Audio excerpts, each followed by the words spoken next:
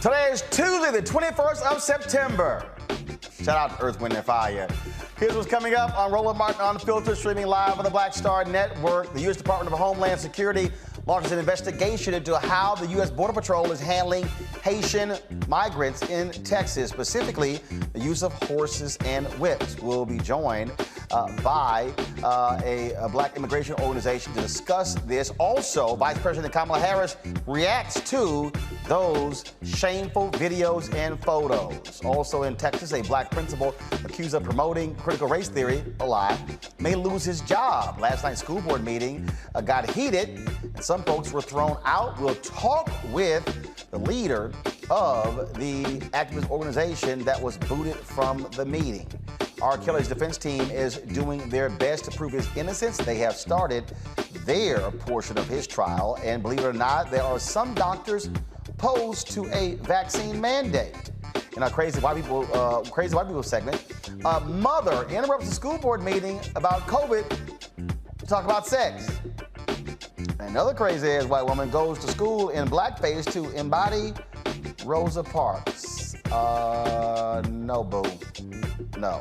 And one of the members of the group that paddled the bell, Sarah Dash, she has passed away. We'll discuss all of that and more. It's time to bring the funk on Roland Martin Unfiltered, streaming live on the Black Star Network. Let's go. He's got it. Whatever the miss, he's on it. Whatever it is, he's got the scoop, the fact, the find. And when it breaks, he's right on time and it's rolling.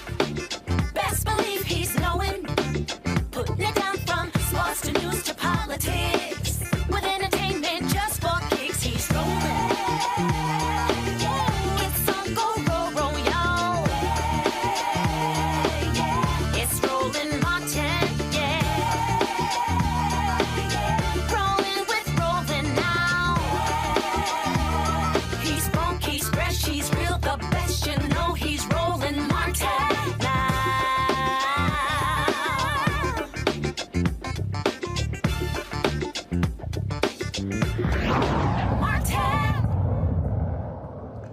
The Biden administration is launching an investigation after footage showing Haitian migrants being mistreated in Del Rio, Texas.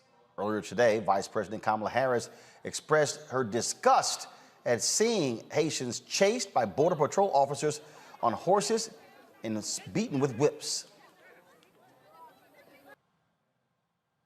Do you have any reaction to the Border Patrol agents using horse reins to rein in Haitian migrants down at the southern border?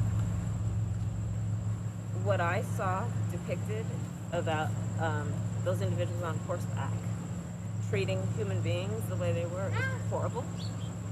And I fully support what is happening right now, which is a thorough investigation into exactly what is going on there. But human beings should never be treated that way. And I'm deeply troubled about it, and I'll also be talking to Secretary Mayorkas today about it. And just as your role as, stemming migration from Central America, are you also going to be looking into, looking at migration issues in Haiti as well? Well, listen, the whole point is that we have to understand Haiti. I mean, talk about a country that has just experienced so much tragedy that has been about natural disasters, the head of state assassinated, and we really have to do a lot more to recognize that as a member of the Western Hemisphere, we've got to support some very basic needs that the people of Haiti have to get back up and to do what folks naturally want to do, be it them from Haiti or in the countries in Central America. People want to stay home. They don't want to leave home. But they leave when they cannot satisfy their basic needs. So, yes, this is a concern. Thank you all so very much. Thank you.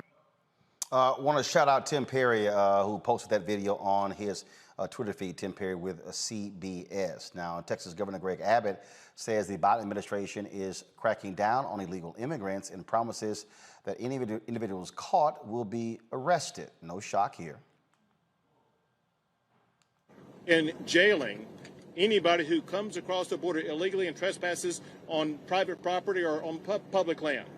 And so it's not the Biden administration catch and release policy. It's the arrest and jail policy, sending a message to these folks and anybody thinking about coming More than 6,000 Haitians and other migrants have been removed from an encampment in Del Rio, Texas.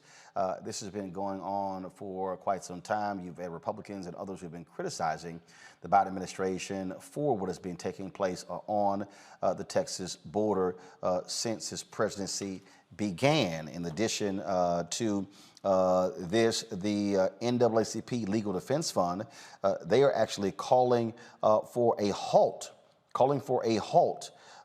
to the deportation of Haitians, and also to provide support and resources needed to create humane conditions in Haitian migrant camps in Texas. In fact, I'm going to read their full statement, and just give me 1 second. I'm going to pull it up for you.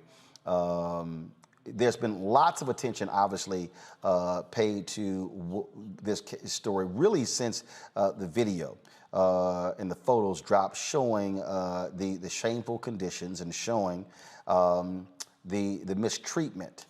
We read a particular statement yesterday from the Department of Homeland Security about their investigation. LDF says over the last few days, Haitian migrants near the southern border of Texas have faced heightened and shocking abuse from U.S. Border Patrol agents while attempting to seek asylum in the United States. Photos show agents on horses chasing and whipping Haitian migrants. In addition, the Biden administration has started deporting the migrants to Haiti, a country facing serious political and humanitarian crises.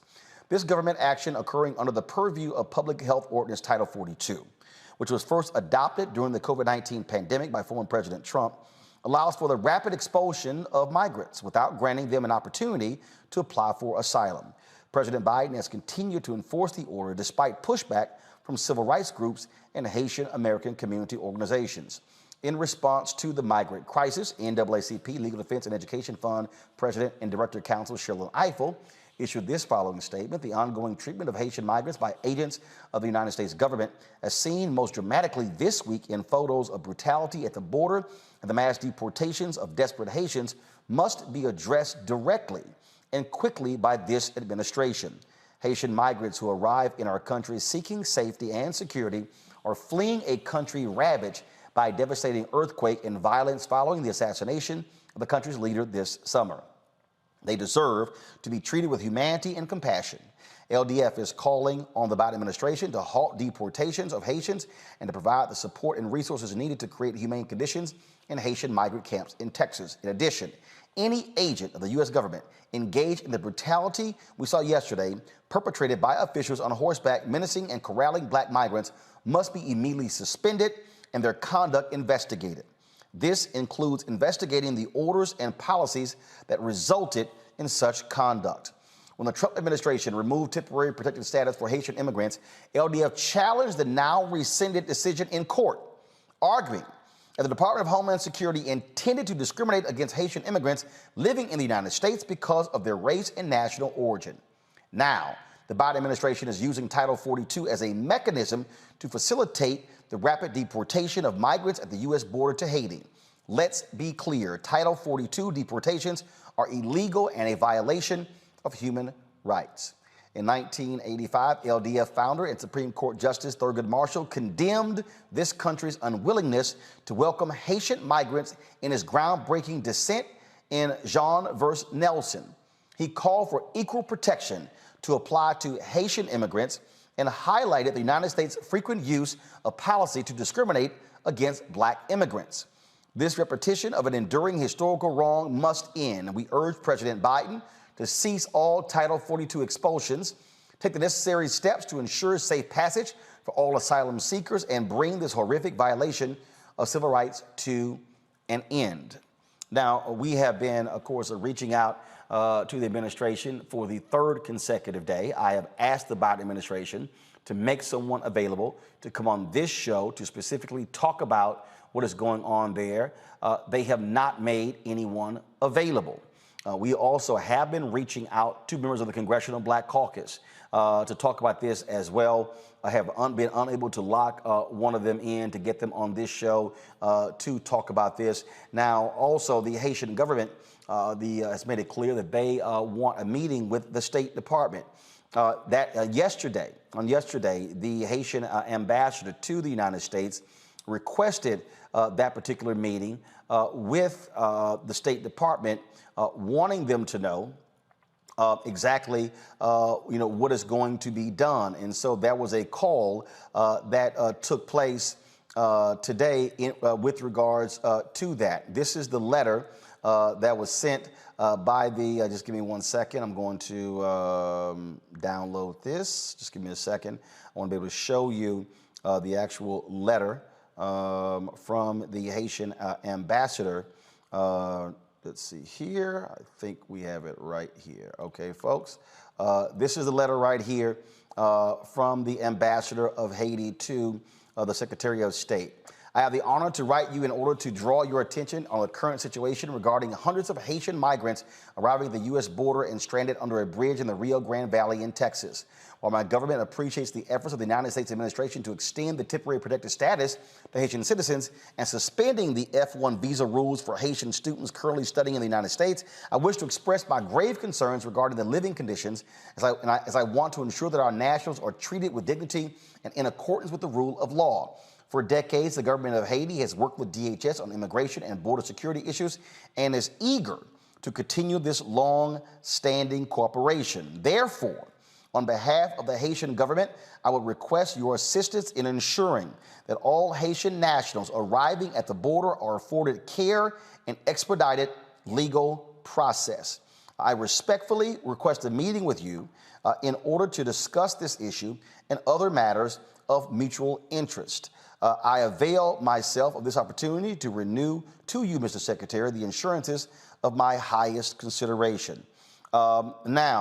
Today, folks, there was a particular meeting with Secretary of State Blinken as well as the Haitian Prime Minister Ariel Henry. This is what the spokesperson, Ned Price, had to say today. Secretary of State Anthony J. Blinken spoke with the Haitian Prime Minister Ariel Henry about cooperating to repatriate Haitian migrants on the southern border of the United States. They noted that the United States and Haiti share a mutual concern for the safety of Haitian citizens and discussed the dangers of irregular migration, which puts individuals at great risk and often requires migrants and their families to incur crippling debt. Secretary Blinken shared his appreciation to the government of Haiti for assisting to repatriate Haitian citizens safely and expeditiously.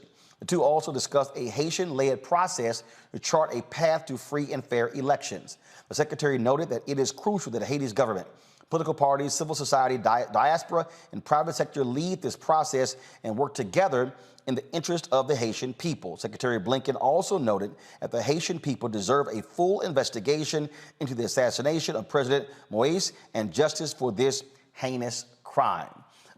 We have continued again to cover this and to sort of go deeper into this. And as I said on yesterday's show, what we have to understand is that what you're seeing on the southern border is very simple, and that is what we're seeing here is all about U.S. policy on how Haitians have been treated in this country for the last 40 plus years.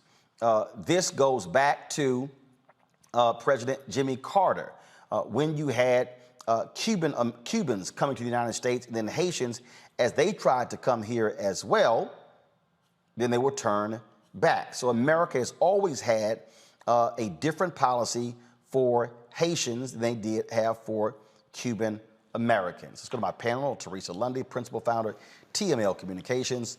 Dr. Mustafa Santiago Ali, former senior advisor for environmental justice at the EPA. Brianna Cartwright, political strategist. I'm glad to have all three of you here. Teresa, this is absolutely a human rights crisis and a PR crisis for the Biden administration. To have these images of Haitians being beaten by a border patrol on horses and with whips, this deserves swift action by the administration. How have you assessed what they have done thus far? Well, I think the first assessment is, and honestly, through the pictures and the videos that have been coming out today, it's not fundamentally sure that it is actually,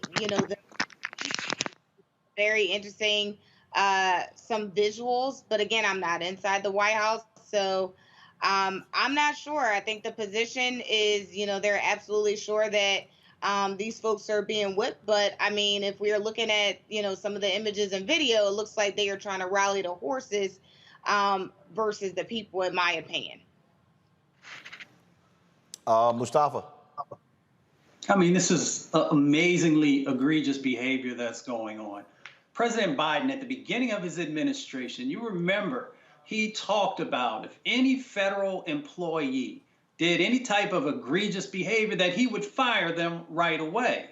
So I understand that there has to be an investigation and you got to go through a process. I know how all that works, but you got to send a very clear message. The individuals who are a part of this right now, they should not be allowed to continue in their jobs. They should be put on administrative leave to make sure that this type of behavior. And trust me, I've spent enough time on the border and I spent enough time in Haiti to understand some of these dynamics that are going on. I understand how difficult it is for many of these border agents, the stress that they're under, but you also can't treat people in these inhumane ways. It is so reminiscent of things that we've seen in the past in the history of the United States, of how they've used horses, how they've used individuals who are with law enforcement to gather up, to dehumanize people of color.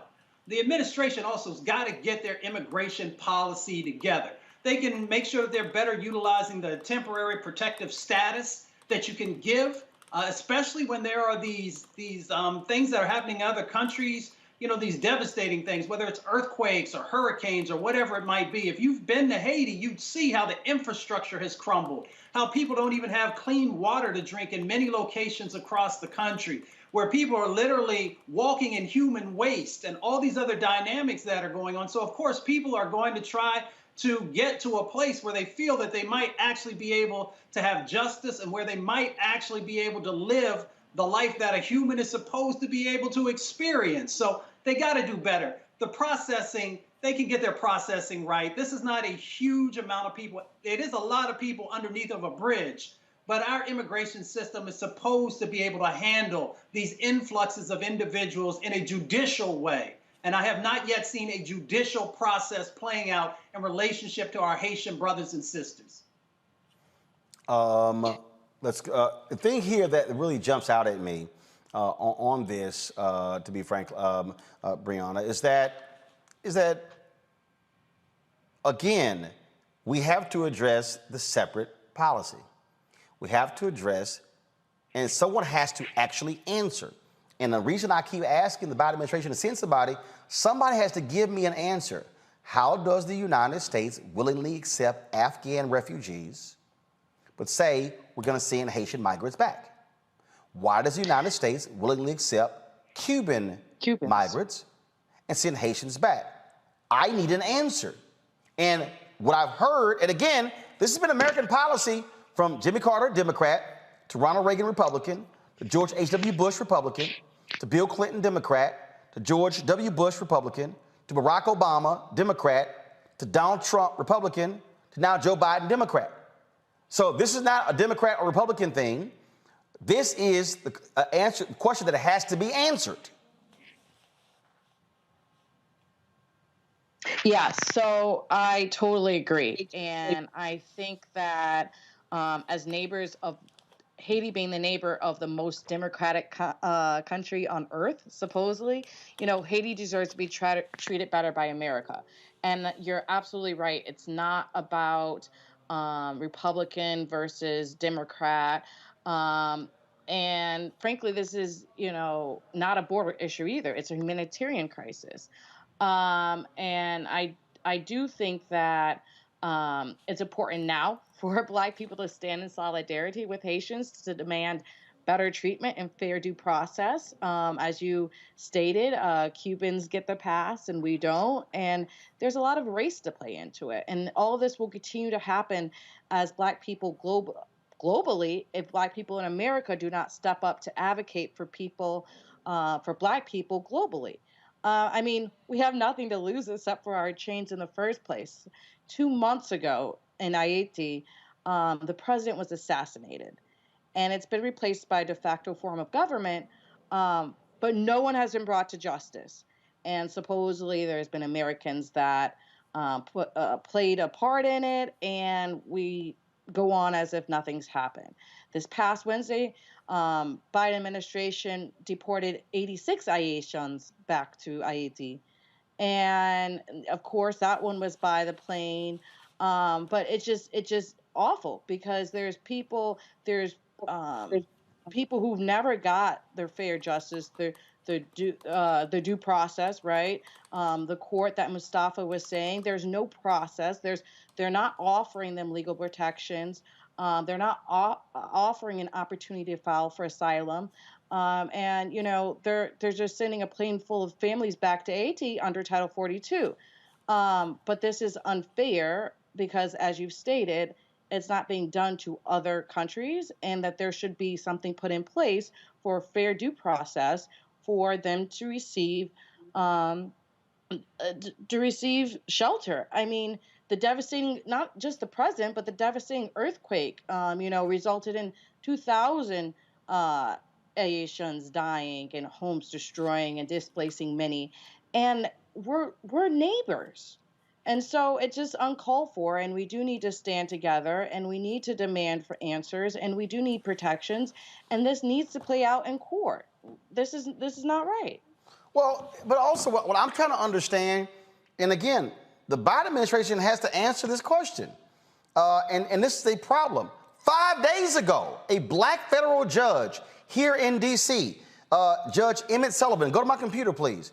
This is what he did. A federal judge on Thursday blocked the Biden administration from continuing to use a Trump-era public health order to expel migrant families arriving at the U.S. southern border.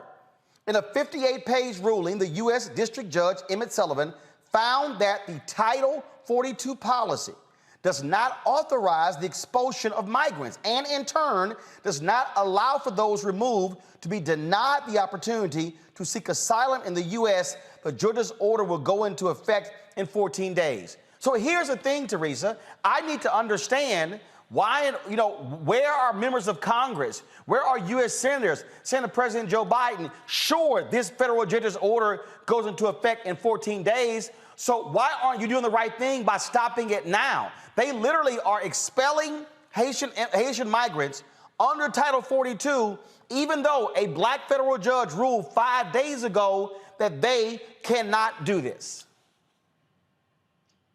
And it seems like it's a really weird oversight that is happening, or just not attention being paid, not much attention is being paid to it. It seems like, morning talk shows and some of the national conversations are happening still around COVID and getting back to school and getting back to business. But when it talks about the immigration policy and what's happening to our Haitian brothers and sisters, the conversation seems to not be at the forefront of the conversation, or the communications director for the White House, the press secretary, is saying, as much information as they're given is very generic. And so the American people are left to, look at some of these rulings and look at some of the attention that judges are giving. But again, there is no real solutions that seems like it's happening here. So when we ask the members of Congress and the members of Senate, what are they going to do for our Haitian brothers and sisters, and they are silent, these are the type of actions that we need to look forward to when they're asking us for their vote, but also when they are asking for support for, some various plans that are on the table right now. The thing here now, first of all, Judge Sullivan's order only applies to families, so they can still send back individuals who are single. It does not apply to unaccompanied children. But still, we can't say what's humane. We can't say what's how other folks are treating individuals when this is what we are doing, Mustafa. This is what the United States is doing. And the other thing is this here, okay, to say, well, we're gonna have an investigation into these allegations. These are not allegations of being on a horse with whips. There's video. There are photos. Those individuals, they know who they are. Why isn't DHS come out and say, like we've seen in some police jurisdictions, X number of individuals who were captured on video and photos using whips against Haitian migrants have been suspended and removed from the front lines and placed on desk duty. I don't understand why it's that hard.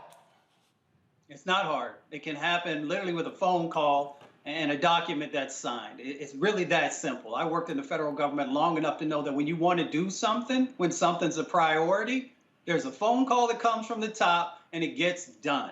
And it gets done right away. You know, this is hypocrisy. So let me just say this real quickly.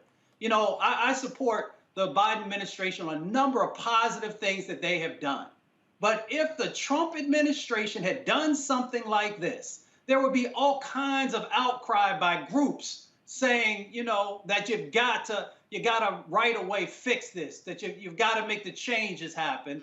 And enough folks haven't had the outcry. The administration, as I often say, my grandmother says, when you know better, do better. This administration knows that it has to do better, because if they continue to allow this type of behavior to go on, it's very reminiscent of when we had Latinx kids and families being placed in cages. So when you do these types of behaviors, it's hard sometimes to see the difference between an administration which all of us said needed to go and an administration that all of us did everything in our ability to make sure that they were put into office. So they need to really quickly fix this situation. Then they need to start to lean in on the immigration policy and make sure they're getting that right, because this type of behavior is going to continue over and over again because it's baked into the system. We know that Haitian immigrants, African immigrants, and a number of others who come from the diaspora have never gotten justice. I would ask everyone to go and look at the immigration numbers over the last 40 or 50 years and see where the majority of people come from who make it into our country. And it's usually the people that folks see value in. You get certain visas if you can work in the technology area. But when it comes to folks who are trying to get some footing underneath of themselves, the numbers get real sparse real quick. And if you look at the hue of the people, the skin color of those individuals, they usually are black folks. Brianna, and it's interesting because when you look at the reaction, first of all, I've been tripping out all these yahoos who want to hop on my social media and say, even like last night, Roland, why'd you talk about the Haitian deal? I'm like, you do know we discussed it for a whole hour on the show. Where in the hell were you? But the thing here, and I got, especially all these B1, ADOS, FBA people who were always dogging immigrants before, but now all of a sudden they care about Haitian immigrants. Yeah, I'm calling y'all out too. But the thing here is this here. Okay, so here's the question even for a lot of black people that we got to deal with. It's a lot of black folks I've heard who are like, yo, we shouldn't have these folks in the country. Okay, are you against Mexican immigrants? Or are you against Haitian immigrants? See, this has been a contentious issue that doesn't get a lot of conversation, a lot of discussion about what happens in the black community.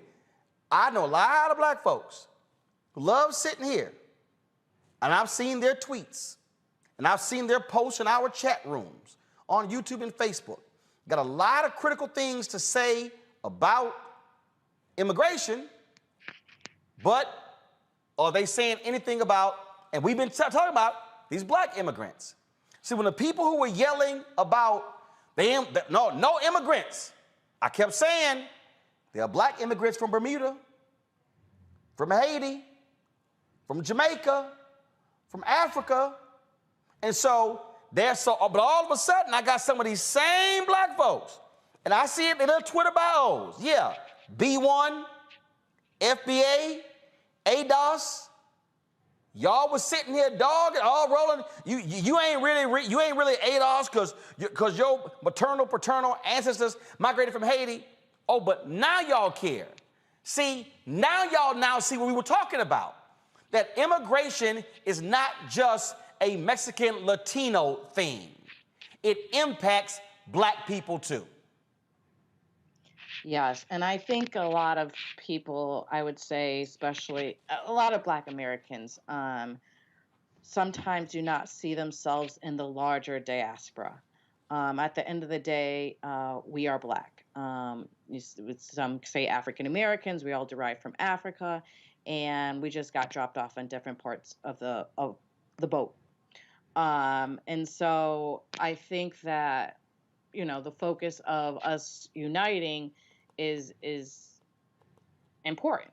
But also the fact that when, our brown brothers and sisters were having the same issues, being outraged there, right? Because it's really the philosophy of, ignoring it when it's not your problem. But then when it comes to you, you realize, okay, there wasn't anyone to stand up, for them, and now there's not anyone to stand up for you, right? So whenever there's an injustice, just making sure that you're in the forefront of it not ricocheting out. And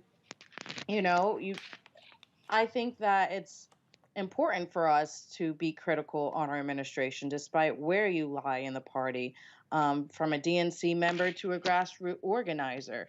And I think that it's very crucial that we use the courts, abide by law, and make sure that everyone is safe and we are holding up the ideals of what it is to be American, right? We say that we're a democratic country and so forth, but then we have these issues. And if we really care about people and doing what's best, our administration needs to reflect that. What this is exposing is exactly what we kept saying repeatedly. And folks, I have been covering this issue for more than a decade. When we had TV One's Washington Watch, when we had News One Now, I kept saying, y'all, immigration ain't just a Latino thing. And now all of a sudden, folks see it. Now all of a sudden, so here's the question that people need to answer. White folks do and black folks do. Teresa, Mustafa, and Brianna. Okay. Are you outraged at the treatment of Haitian migrants because horses and whips were used? Or are you outraged that we are not allowing a process to allow them to seek asylum? That's the real deal some of the people got to answer. Because, see, I think some of these folks are outraged by saying, see, Biden no different from Trump. But some of these folks, see, again, the question is, are you for real? And I think some folks are playing games here because they were shitting on immigrants, and now all of a sudden they black immigrants, now they care. But we kept telling you they existed. Now you're seeing them. Let me say this. The Biden administration is definitely different than the Trump administration, and that's why we got to hold them accountable. And we got to make sure that let them know that we have outrage and that we expect something different. And then they have to live up to that. But if we don't push and we don't put pressure, then change is not going to happen as quick as it needs to. And we've got to also really stay engaged in this immigration set of conversations. People often think when they see migrant farm workers that it's just brothers and sisters coming from Mexico and Central America. There are a number of brothers and sisters that are coming from Jamaica and coming throughout the Caribbean who are also out there in the fields working. So we need to understand the totality of what's going on. And this is not just an issue on the southern border. We often talk about the southern border. It is also about the northern border and individuals who can blend in Canada and then make their way down into the United States. So let's make sure that we have an immigration policy that is understanding both borders and that justice actually becomes a part that is fully represented in the process. And then we won't have these types of situations going on. See, it's so interesting. I see some of the people that comment, Roland, that's unfair. We can care about both. No, some folks don't care about both. And what I'm trying to challenge folks on, again, and the point that I'm raising is that there are black folks who are ardent opponents of immigration. Mm-hmm. So again, what are you angry about? Are you angry about the treatment of the Haitian migrants, or are you angry about the fact that there is a different standard that is used for people from different parts of the country? If Again, somebody has got to answer. If these governors are talking about they are going to welcome Afghan refugees with open arms, I need somebody to explain to me what's the difference. What is the difference? I will say that both, you should be outraged by both. But even if, right, playing the devil's advocate, even if you are against immigration for whatever reason, I still think this is an opportunity to be upset or outraged because of the usage that is different than how we've handled even other migrants. See, here's my whole point, Brianna. I'm not saying folks should not be outraged, but what I am doing is also exposing the fault line of individuals who now all of a sudden care, but the question is, what do you care about? And I'm telling you, and I see a whole bunch of these folks. I get there, and look, when they tweet me, or I look at their Twitter bio, I see ADOS, I see FBA, I see B1, and I think back to all the attacks that I've been under for the last 2 years. Folks like, yeah, you ain't no real American because your grandfather's ancestors came from Haiti. Oh, so now y'all want to question who's a real American. And I've seen a lot. Look, I can go back to my radio show, WVON in Chicago. Folks were calling in, hell no, we don't need these damn immigrants in the country. And again, I'm asking the question, you don't want to see immigrants in the country, or you don't want to see Latino immigrants in the country? And I have been warning black people that the difference is we are mostly seeing Latino immigrants on television and newspaper. But now all of a sudden you're seeing black immigrants. So people have got to now answer that question. And that's why I'm challenging that point as well. I'm not dismissing, I'm not letting the Biden people off the hook. They got to be held accountable. I want answers, but also I'm challenging folks to say, do you really all of a sudden care about the Haitians, or are you using this for your own purpose? Brianna, go ahead. I think the real issue that we're not talking about as a Black American, the reason one would be upset at the Latino American, et cetera, or any other immigrant, is the disparities we see economically. So the thinking of we're at the bottom and, okay, we have the car washes on lock and that's all we can have. And now blah, blah, blah comes and takes our jobs. It's the whole rhetoric of blah, blah, blah comes and takes our jobs, which isn't true. Slave days, we picked cotton, we wanted to be free. They're doing jobs that a lot of Americans wouldn't want to do. But I think it's really the issue of us still being at an economic crisis and America being set up institutionally, right? Racist institutionally, where we have these different hierarchies. And so we want to say, oh, we're on this wrong, right? And, we've created this rhetoric where it's very divisive, right? When they say, oh, your grandfather's from Haiti, so you're not Black American, right? Well, you're American. You were born in America. You became a citizen, or et cetera, et cetera. You're American when the government says you're American, and there's processes to it. And they shouldn't prevent people from going through those processes. But I do think that it depends on where in the country you fall, right? In Florida, I think many people are aware of Black immigrants from Jamaica, from Bahamas. There's that different dynamics versus in Texas, where you see the Latin American migrants. And then, as Mustafa said, if you come from Michigan, you realize that there's poor border control when it comes from Canada, right? Mm-hmm. So why do you have issues coming to the waterways from Florida to some of these places, but you don't see the same in Detroit going to Canada? So it is a lot about race, and that's the time where we need to realize we shouldn't piecemeal when it's important or not.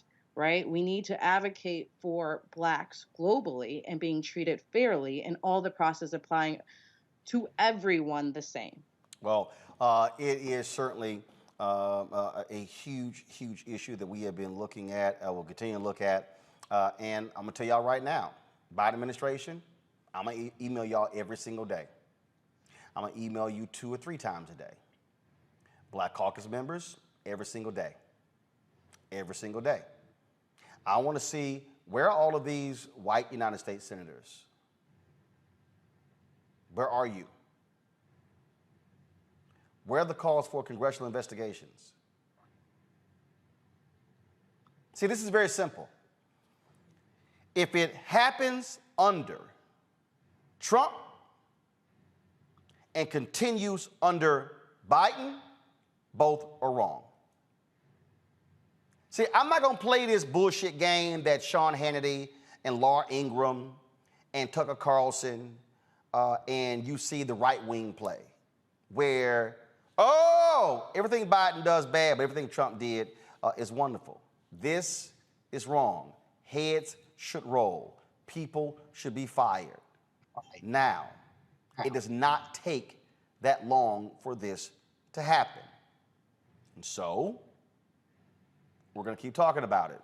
In the next hour, we're going to talk with an activist of a black immigration group about this very issue, about what their plans are. We're going to go to a break. We come back, we're going to discuss the issue of a black principal in Texas. School districts now trying to essentially fire the brother on some made-up BS. Folks, be sure to support what we do here at Roland Martin Unfiltered. Download our Black Star Network app. All you got to do is go to Apple phone, Android TV, Roku, you name it, Amazon Fire TV, Xbox, Samsung's Smart TV. Download the app on all of those platforms. You can also support what we do by joining our Bring the Funk fan club, where every dollar you give goes to support the show.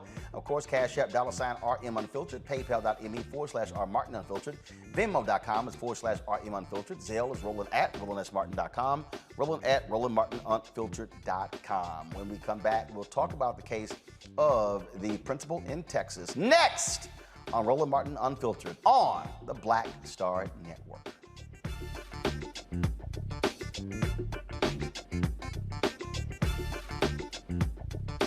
I believe that people our age have lost the ability to focus the discipline on the art of organizing. The challenges, there's so many of them and they're complex, and we need to be moving to address them.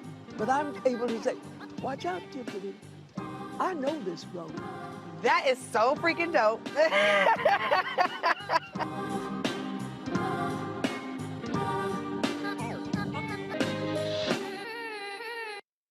Time to be smart. Roland Martin's doing this every day. Oh, no punches! Thank you, Roland Martin, for always giving voice to the issues. Look for Roland Martin in the whirlwind, to quote Marcus Garvey again. The video looks phenomenal, so I'm really excited to see it on my big screen. Support this man, Black Media. He makes sure that our stories are told. See, this difference between Black Star Network and Black-owned media and something like CNN. I got to defer to the brilliance of Dr. Carr and to the brilliance of the Black Star Network. I am rolling with Roland all the way. Honored to be on a show that you own. A black man owns the show. Folks, Black Star Network is here. I'm real revolutionary right now. Roland was amazing on there. Stay black. I love y'all. I can't commend you enough about this platform that you've created for us to be able to share who we are, what we're doing in the world, and the impact that we're having. Let's be smart. Bring your eyeballs home. You can't be black-owned media and be scared. You dig?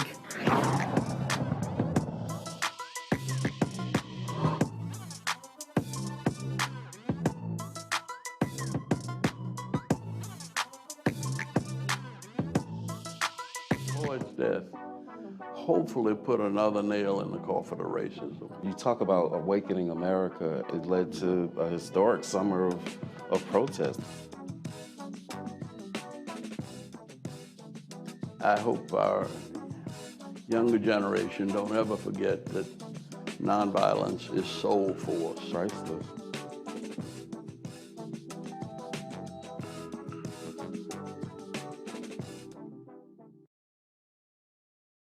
Hey, I'm Donnie Simpson. What's up? I'm Lance Gross, and you're watching Roland Martin Unfiltered.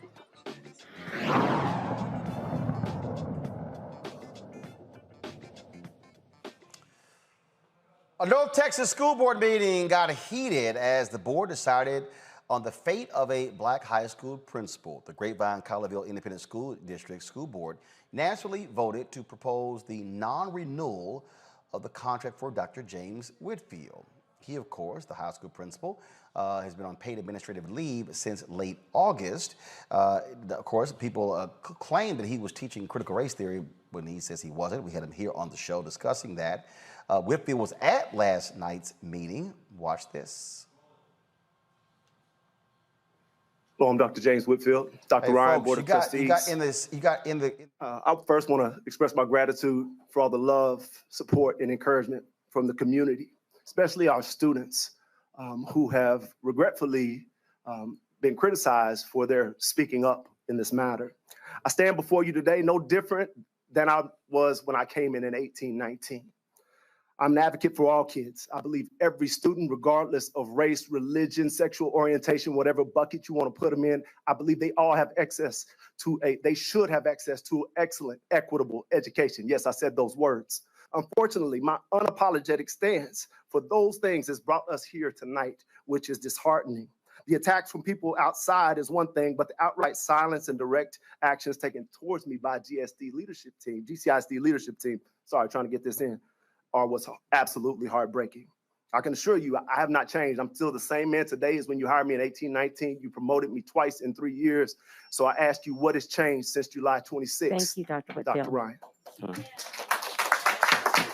Excuse me, please, sir. Thank you, Dr. Whitfield. We need. Hey, Our next speaker. Wait. We're doing really good, and now we're not. Please stay quiet when we are changing speakers, please, so we can continue to run the open forum. Appreciate it. Thank you, Dr. Coley. Whitfield. Our next speaker is Carrie Whitfield. Please come to the podium, state your name, and if you're a resident of GCISD. Hi, my name is Carrie Whitfield, Dr. Ryan and members of the board. I stand before you this evening, the wife of James Whitfield and the mother of a GCISD third grade student. My husband is an amazing man. He is kind to all. He's an amazing father and husband. He's a phenomenal educator. He loves the community he serves. Each member of his staff, every one of his students would run through a brick wall for him.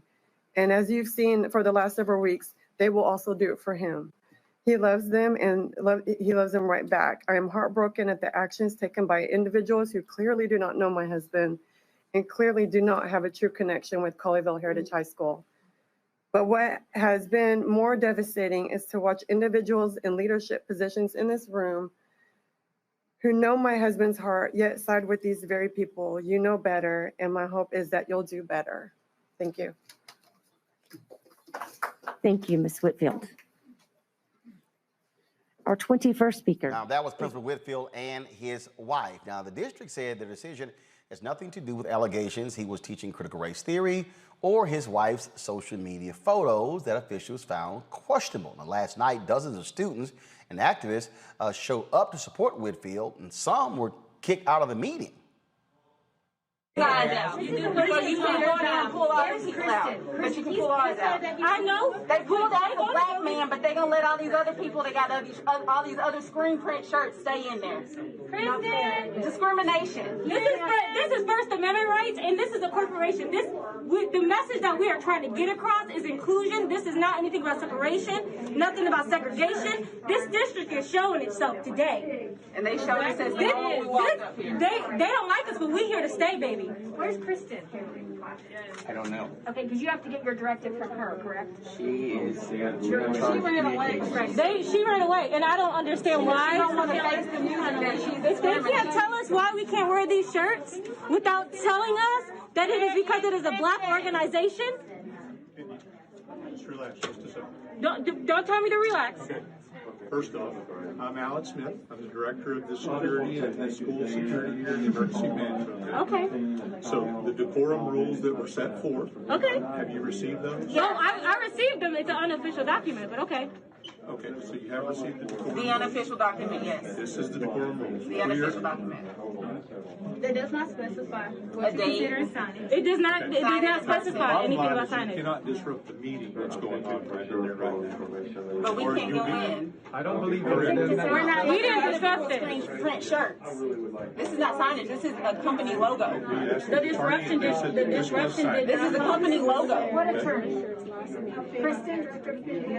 We don't know because he ain't talked to no attorney. So if you then tell us the distinction between signage. If you can tell us, because it doesn't say it on there. Definition of Says signage. apparel as signage is what it So what is that definition? Okay, so your name tag, that's signage, right? Right, you can't go in there. I'm not going to argue that difference. You can't go in there. So you're not sure. So then pull every picture out. Pull everything out. Anything that has writing on it, clear signage. Makes no sense. Unfair. It was very quiet before we were forced to be moved out of the building. Ain't nobody. There were no we hadn't issues. caused no problems. We hadn't said nothing to nobody. We hadn't made Very any quiet. noise. We weren't even going to go in there. We were going to let our director of security go in there and stay in there. That's what we wanted. That's what we wanted. We didn't all want to go in. Okay, now I'm confused. Joining me now from Dallas, Texas, is Dominique Alexander, president of Next Generation Action Network. Dominique, so they determined that there cannot be signage, so they concluded that a T-shirt with the organization's name was signage. So by that, if NAACP members showed up, they would say, oh, you have signage, so therefore you can't go into the meeting. Their policy was so contradictory, and one of the things that we had our organization's attorneys there, and what ended up happening is because that man said that on that video, they end up having to go in there and go get people who had even the school district shirts on and tell them they had to leave, right? And I said, okay, clearly your policy was not intended to disparage against someone wearing an organization, or was it for somebody that is wearing a T-shirt that says something, right?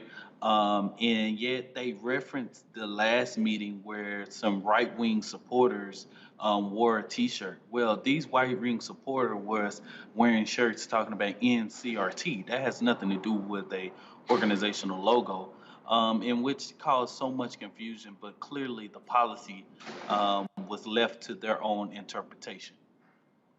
All right, so here's where it's still confusing. Why in the hell they're not going to renew his contract? So if it has nothing to do, I love this. Well, because he talked about, he did interviews after the fact. Yeah, after the dude was put on administrative leave.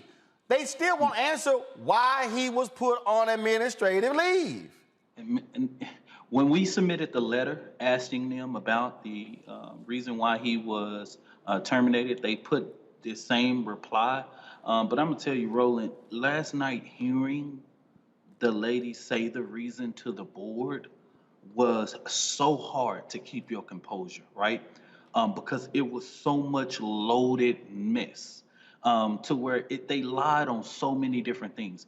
When he had the meeting with the superintendent on August 11th, he literally left the school and went there. His secretary called him and said that the superintendent had canceled the meeting, and he ended up having to meet with his executive director, and his executive director had put him on paid administrative leave, right? Last night meeting, they said that he had the meeting with the superintendent. And yet one of the board members say, okay, did he have the meeting or not? Because I'm hearing that he didn't have the meeting. So, clearly they literally cave to these racist supremacists. And Roland, I have to remind you that this is right down the street from Curl ISD, South Lake Curl, that is literally on national news right now. This is the same pretty much neighborhood that's next door from each other. So this is a real growing issue. Well, first of all, I know the area very well. It is there. So, you ain't got to remind me. I know. And exactly also what kind of school district this is, the income of that school district, and the racial makeup of that particular school district. And what we are seeing is we're seeing these right-wing MAGA fanatics all across America who are attacking school boards, school districts, administration, and staff because they are falling for the okie doke on this made-up BS dealing with critical race theory. That's what we're dealing with. Correct. And one of the things I want to note, Roland, and shout out to you continuing to give this platform. A couple of years ago, you had me on the show talking about when a guy asked for my removal from a chief of police interview panel. And I said something at the end of the interview that ended up becoming on the New York Times. And it said that I would never ask for permission for the oppressor to liberate my people. And what prompted them to say something to NGA members about the shirt is that I put that quote on the back of the shirt or whatever and stuff like that. And that quote was originally said on Roland Martin Unfiltered. And that's what triggered them to say, and basically like, oh, they gotta go. They gotta move that shirt and different things of that nature. But just like you said, critical race theory is some made up term that, quite frankly, Roland, you asked me 7 months ago, I wouldn't even know what you was talking about. Well, it shows you what's going on here. Unfortunately, this brother is left in a lurch. We had him here on the show. It was a trip when he was on here saying that he had some of these white people saying he hates white people, and he said, my wife is white and my mama is white. The dude is biracial. Well, you know, at the end of the day, let's speak truth to power, right? Historically, a white man has never wanted to see a black man kissing another white woman like that. You know what I mean? And clearly, they posted this picture of him kissing his white wife continuously on social media as if it was a problem, right? And yet at the end of the day, we are dealing with racist bigots that this school district has failed to stand up on. And I want people to understand with this critical race theory situation, out of all 7 cases that we've had to respond, because we've had to go all across the state of Texas to respond and defend black professionals because of this. Majority of them, all of them that we have responded to are either principal level or central staff. The last case was Mansfield, a director of diversity of inclusion. They are literally going from school district, funded by a private foundation to create this mess, to create this discord in our school districts. And we need people to be vigilant. We need people to be involved in their local school board to protect your children, to protect their future. Because right now, our American school systems are really under attack. And shout out to Dr. Whitfield's students, because if that man didn't say anything last night at that school board meeting, the words of his children showed the impact that he has on those kids. And no one else had to say anything but those children, because they spoke powerfully. Well, actually, it's a lot of folks were there standing up for him, and so it certainly was great to see as well. Dominic Alexander, we appreciate it. We'll see what happens next with the story. Thank you, man. Thanks a lot. Let's go back to my panel here. This is the thing that, again, we're going to see more of this. What we are seeing these right-wing, white, conservative fanatics who have been following Donald Trump, who follow the Heritage Foundation, who follow the Fox News, who follow these right-wing folks. Mustafa, what we were seeing how nuts, how crazy they are, and what happens when they begin to attack people, and that's exactly what all this critical race theory BS is all about. I mean, yes, but we got to also understand that they create these chaotic situations with intentionality. Yep. You know, that this is a systemic set of actions, because, you know, they understand that when they create chaos, then they can continue to chip away at democracy. They can continue to chip away at humanity inside of our country. And then they utilize that. It's fuel for some folks to begin to coalesce around this type of foolishness. So we should understand that these are not just random acts. There is a system that's in place that is driving this, and there is an agenda that is a part of that. And it is about retaking power or perceived power, and also being able to utilize this sets of energy to begin to take over county commissions and state houses, and then, of course, Congress. And hopefully, many of them are thinking that they will also then be able to regain the presidency by doing these types of things. So we should be very clear of what's going on. The other part that's really interesting is also that this board unanimously took this job away from Dr. Whitfield. Think about that for a second, that no one had the courage to actually stand up and to speak out against these injustices that were happening to this man. I hope that Dr. Whitfield utilizes the full legal set of steps to be able to get some form of justice. Where they messed up is that they're hurting the kids, but they don't care about children. We see that play out time and time again in a number of actions. So I hope he utilizes, the fullness of the legal system. Brianna, people better get ready. I'm telling you, the real deal here, they want to attack black people in power. They want to attack anything that says diversity, that says inclusion. That's all this is. And people better get ready. This is going to be the norm. Yeah, so it's interesting to hear Ms. Safa and some others say that, I know the previous said that they wouldn't have heard of it if it weren't for these right wings people. I went to undergrad at Occidental College, which was the original home of Barack Obama, who became president in 2008. And since 2008, we actually had a major at Oxy called Critical Theory and Social Justice. So there was a lot of people who graduated in my class from this major. I remember thinking, why go into that major? What is that? Et cetera, et cetera. But it really engaged in rigorous interdisciplinary analysis of the complex issues and the globalization and social injustice, just like we were just talking about Haiti and how this plays overall. And so it allows, to analyze cultural theories. So it's interesting to now see it played out nationally, because I've been exposed since 2008 and no one said anything, right? We were learning and trying to better ourselves. And it became a thing when Trump decided that he was going to stop allowing basically for social progress and trying to better our nation. But I do think the critical discourse is important. I do not believe that that's what was going on with the administrative leave of this principal, of this teacher. But, if we're going to bring this into the conversations, even if he were to be teaching this, I think it's a right time in our nation for us to have these dialogues. First of all, he's a principal. He's not even teaching.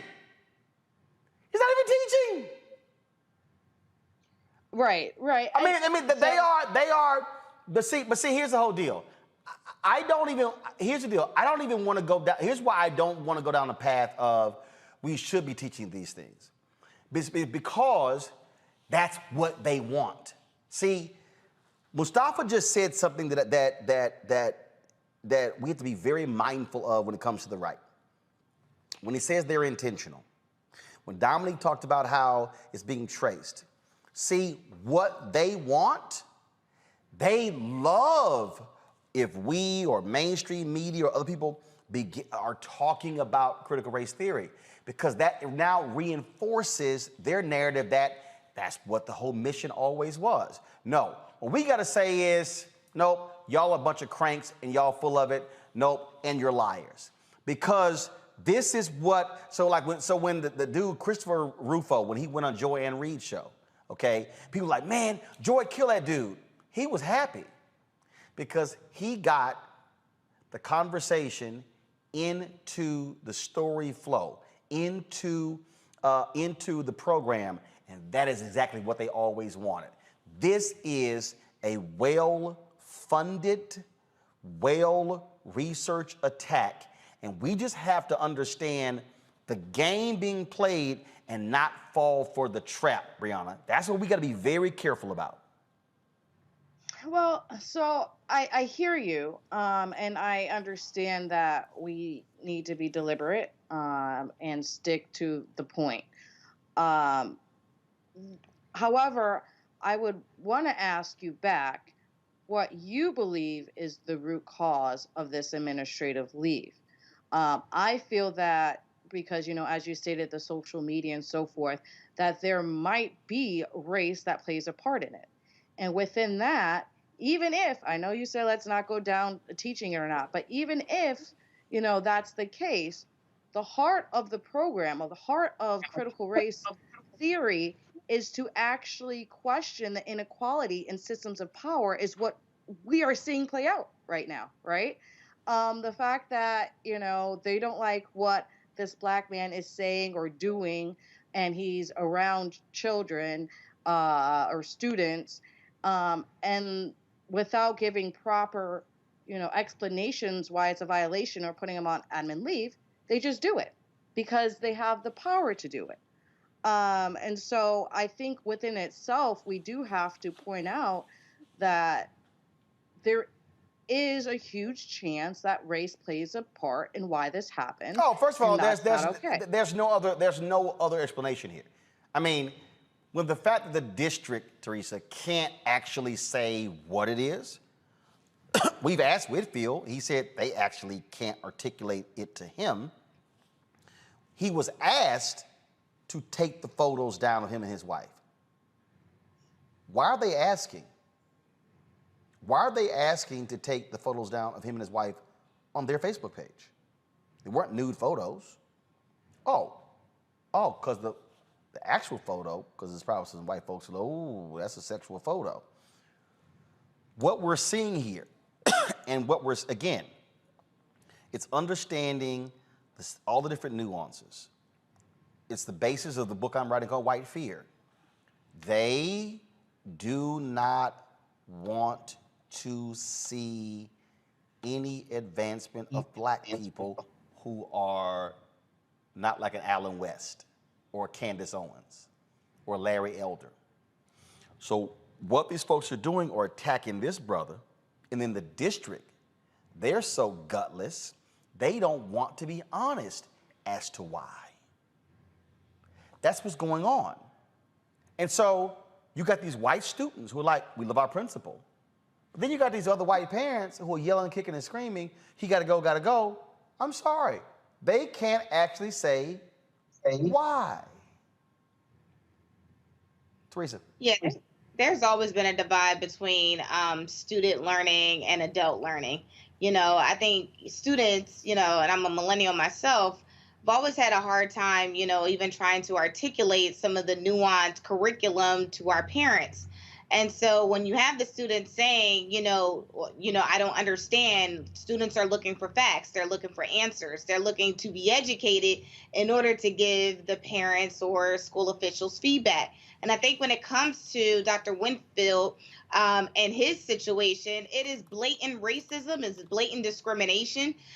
Anytime you have a principal that is allowing students to have a free space and a free thinking mind in a district that has not caught up with the times, these are the type of situations that are going to happen. Unfortunately, it's taken another toll on the school district as a whole, and the education portal, I feel like, has also disseminated in the message. The message has been lost.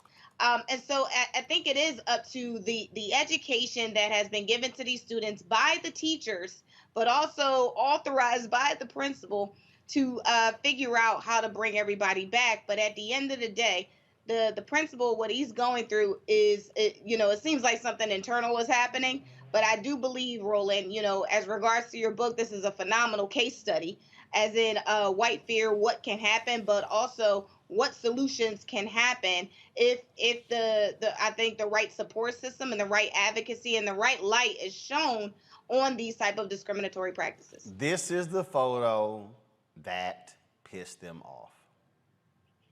This photo right here. This is the photo. He said they came to him and said, "Hey, can you take that down?" Why? I mean, it's a personal page. I mean, first of all, she's not even in a bikini.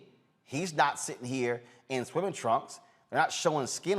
But understand, understand what's going on here. And I'm telling you, I just need everybody to understand. You got to understand the game that is being played here and what they want. See, they want us talking about these discussions on their terms. And what I'm saying is, you can't talk about anything on their terms. We got to say, nah, we're going to call it exactly what it is. All right, folks, go to our next story here. It's R. Kelly's defense turn to call witnesses to prove the singer's innocence on day 21 of the trial. Today's Kelly's accountant, John Holder, testified he never saw him torment his alleged accusers. Holder described seeing Kelly carrying around a backpack full of cash to take the women and girls on shopping sprees. On cross-examination, prosecutors tried to discredit Holder by saying as R. Kelly's accountant, he was not a significant player in Kelly's inner circle to know the intimate details of what was happening with Kelly's accusers. They will continue their defense on tomorrow. House Democrats are introducing a bill to empower the Health and Human Services Department to put eviction moratoriums in place. The bill is called the Keeping Renters Safe Act of 2021. Congresswoman Cori Bush and Senator Elizabeth Warren sponsored the bill. Congresswoman Bush says the bill will eliminate a lot of the red tape for those who need immediate help. The bill directs HHS to implement an eviction moratorium for the duration of this COVID-19 pandemic, plus 60 days. The bill would implement a moratorium that would be automatic. People wouldn't have to apply for this protection. It would cover all residential eviction filings and proceedings, with exceptions only to protect the health and safety of others. Folks, the proposed bill, HHS and the CDC would have permanent authority to impose eviction moratoriums in a public health crisis. Then again, of course, it could easily pass the House, but when you got Senators Kristen Sinema and Joe Manchin blocking anything over there, well, nothing gets done. Folks, COVID deaths have surpassed those from the 1918 flu pandemic, with more than 690,000 deaths. More Americans have died than during the deadliest pandemic in the 20th century. More than 675,000 Americans died during this 2-year Spanish flu pandemic. While there was no vaccine available for the 1918 flu, there is a COVID vaccine, and millions of eligible Americans are still unvaccinated. 55% of the United States population is fully vaccinated, and of course, you have, I think we're up to 70+% of folks who have one shot. This continues to be this contentious issue, and then you have people like Florida Governor Ron DeSantis who want to make this thing worse. Check this out. DeSantis chooses as the Surgeon General for the state of Florida a black doctor named Dr. Joseph Ladapo, and guess what?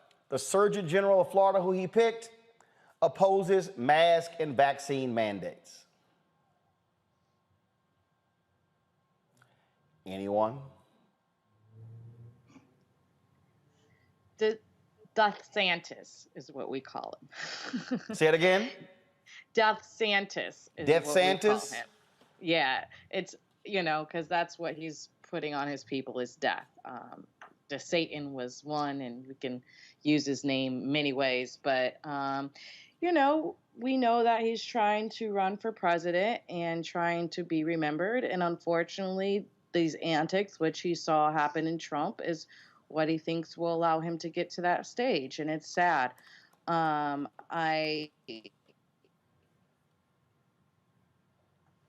the fact that they used, just like they used Ben Carson, we saw what happened with him in COVID-19.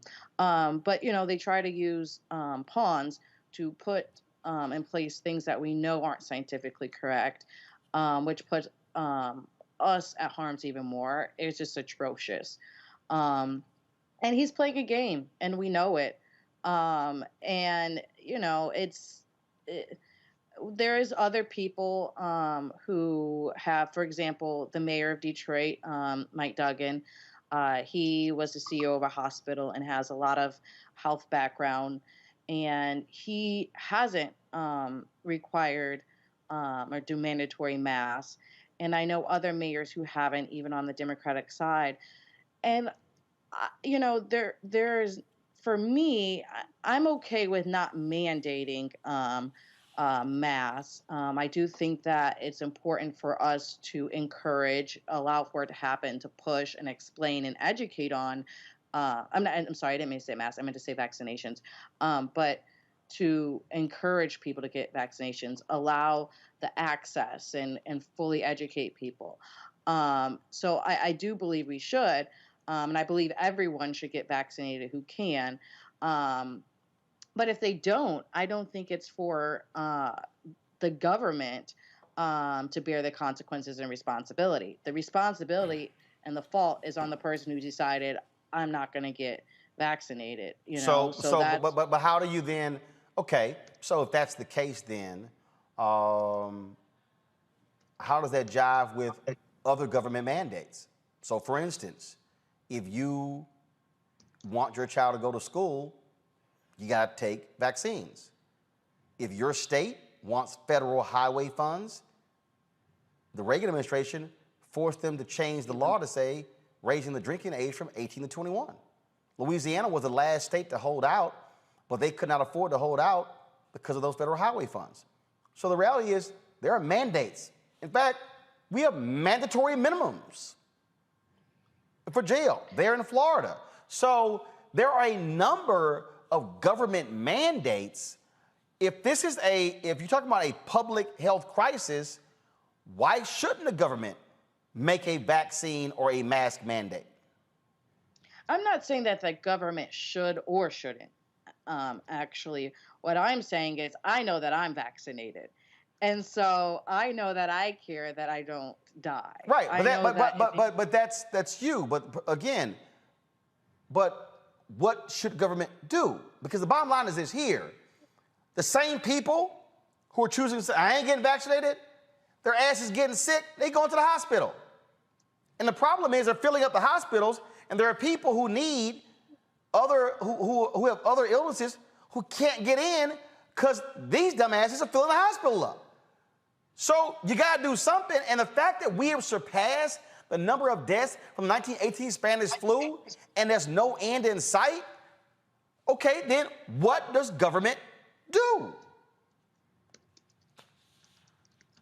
Yeah, it's a hard question. No, actually it's not. I don't think it's hard.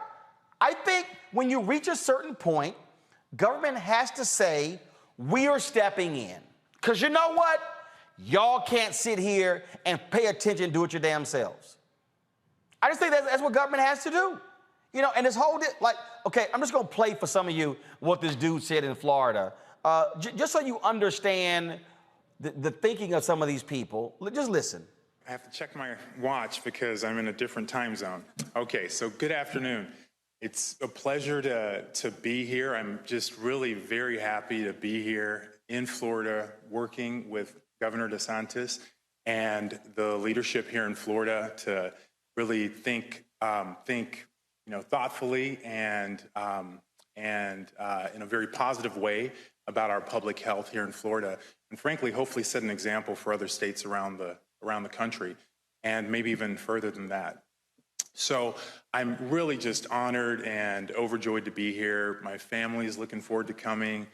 We've sold the kids. We've got 3 boys, so they know Disney World is here, and they're looking forward to that. And anytime they have complaints, we mention Disney World, and everything's okay again. So I'm very happy to be in this position. Very happy to be joining the faculty of University of Florida also. And I talked to the governor, and there are a few things that we're going to keep in mind as we approach public health here in the state of Florida. So the first is that Florida will completely reject fear as a way of making policies in public health. So we're done with fear. That's been something that's been unfortunately a centerpiece of health policy in the United States ever since the beginning of the pandemic, and it's over here. Expiration date, it's done. So we're compassionate. We get it. There are scary things. We've seen a lot of fear from COVID over the past year and a half. And it's very understandable. But the way to approach that is not from a place of fear, because it doesn't lead to good decisions. And we've seen a lot of that, where the risks and benefits of decisions haven't been considered wholly or thoughtfully. So that's over here. We're, in terms of our approach, you know, we are going to have a positive approach. We're going to acknowledge the fact that, you know, there are some things that are scary, but that's not the only thing. That's not the place that we're going to make decisions from. So we're going to really think globally about the health policy decisions that we make in this state. The second thing that I plan to be sure is very clear in our policy making is that we're going to make it very explicit. We're going to be very explicit about the differences between the science and our opinions. So we all have opinions, we all have a perspective, and we are absolutely entitled to those perspectives. What's been happening over the past year is that people have been taking the science and they've been misrepresenting it. They've been using the science, and it's been unclear when the discussion about the science ends and discussion about how you feel about the science and what you want people to do with the science begins. And that will never be a problem here. That's never going to be something that we... Okay. Teresa, we're going to reject the fear. That's what he said. Right below this story, go to my computer, please. This is the front page of the Miami Herald website. This is what's right below. Tuesday, Florida COVID update, 13,201 more cases added to state tally.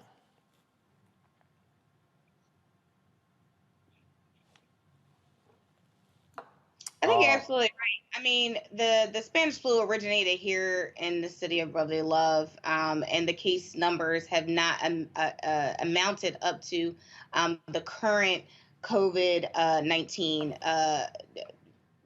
virus and also its Delta variant. And I'm sure back then didn't have the skills and capabilities that we did now. But what the difference, I believe, that still stands today is that I think people trusted the government a little bit more, and thus they allowed the thought leaders to make the necessary recommendations and allow the pandemic to cease in a time frame. But as we start to look at the ideals of today, and some of the decision makers and those who feel like they are just beyond public policy and law and want this freedom of speech. But again, we're all interpreting and educating the law about the law and the Constitution very differently. But again, when it affects lives and when it affects families and individuals, that's when the hardship actually kicks in.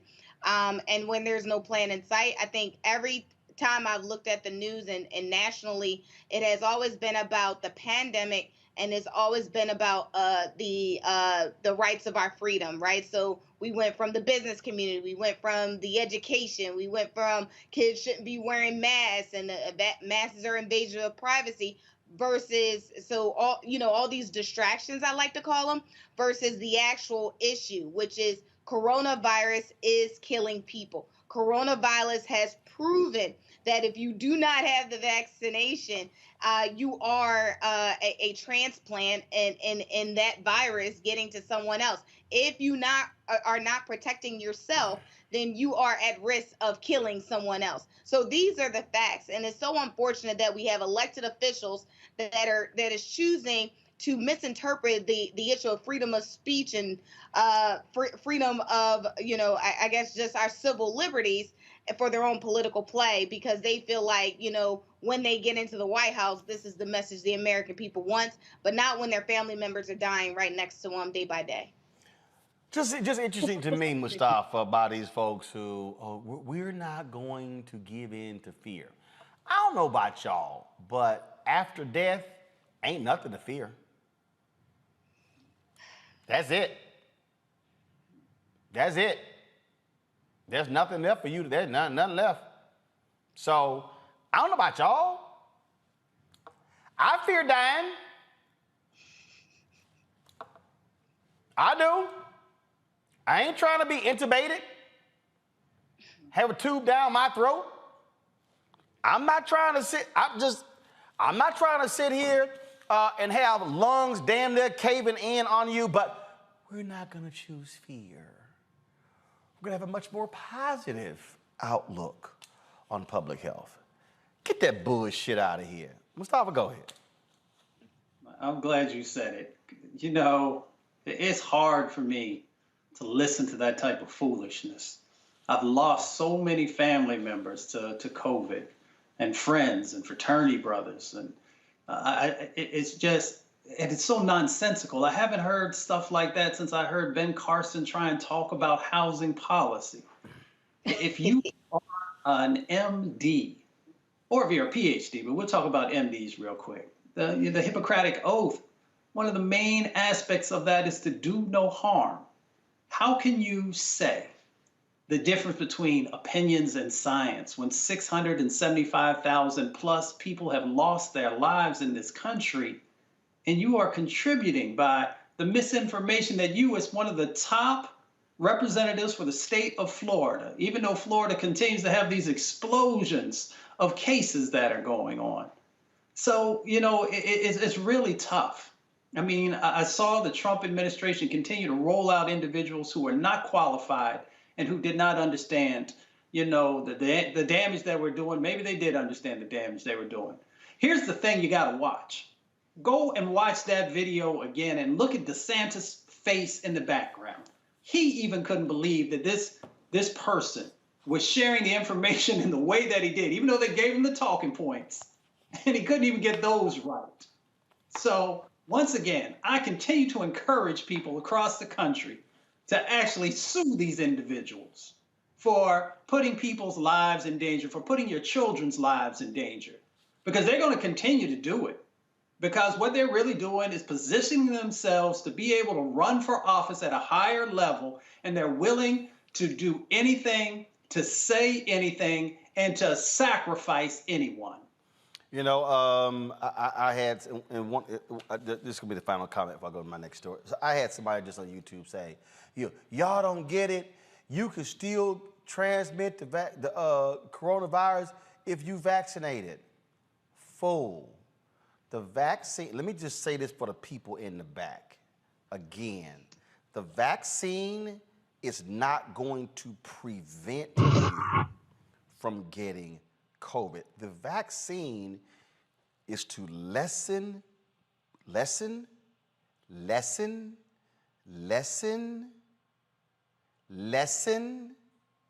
diminish, curtail, any other words I can come up with?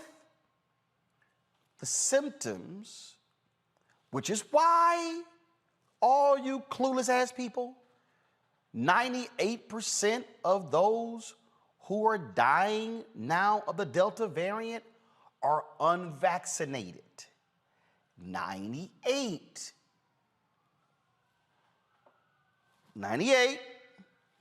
2. Hold up, let me make sure I was in the picture. This is 2%. This is 98%. Which side of the scale would you like to be on? Again, you ain't got to get vaccinated. But I'm just trying to tell you, you're playing Russian roulette. And you know what? You can survive Russian roulette. But that bullet one day might come up in that chamber. And you know what? And if it does, game over. That's it. So whatever little money you got, your family gonna get. And they're gonna have to sit here and mourn you. And I can tell you, and Mustafa, he and I have talked about it, I can tell you how many people we know right now who are going, my goddamn uncle, my best friend, my fraternity brother, my sorority sister. We tried to talk to them, and they were like, no, no, no. My pastor, no, no, no. I ain't getting that vaccination. And today they're dead. So, do you? Just know what doing you comes with. All right, folks, we come back. We're going to talk to a immigration activist about the Biden administration in Haiti and a couple of crazy-ass white people stories. One of them, this fool came to school in blackface saying that she was a modern-day Rosa Parks. Hashtag Team Whip That Ass need to show up at that Oregon school. We'll break it down next on Roland Martin Unfiltered, streaming live on the Black Star Network. White supremacy ain't just about hurting black folk. Right. We got to deal with it. It's injustice. It's wrong. I do feel like in this generation, we've got to do more around being intentional in resolving conflict. You and I haven't always agreed. Yeah. But we agree on the big piece. Yeah. Our conflict is not about destruction. Conflict's going to happen.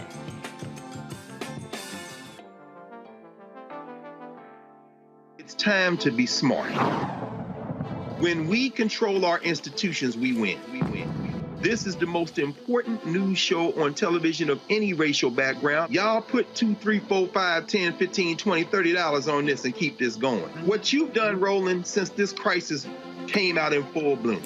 Anybody watching this, tell your friends, go back and look at the last 2 weeks, especially of Roland Martin Unfiltered. I mean, hell, go back and look at the last 2 days. You've had sitting United States senators today, Klobuchar and Harris. Whatever you have that you can bring to Roland Martin Unfiltered to support it, please do, because this information may literally save your life. Watch Roland Martin Unfiltered daily at 6 p.m. Eastern on YouTube, Facebook, or Periscope, or go to RolandMartinUnfiltered.com. Support the Roland Martin Unfiltered Daily Digital Show by going to RolandMartinUnfiltered.com. Our goal is to get 20,000 of our fans contributing $50 each for the whole year. You can make this possible. RolandMartinUnfiltered.com. Hi, I'm Gavin Houston. Hey, what's up, y'all? It's your boy Jacob Lattimore, and you're now watching Roland Martin right now.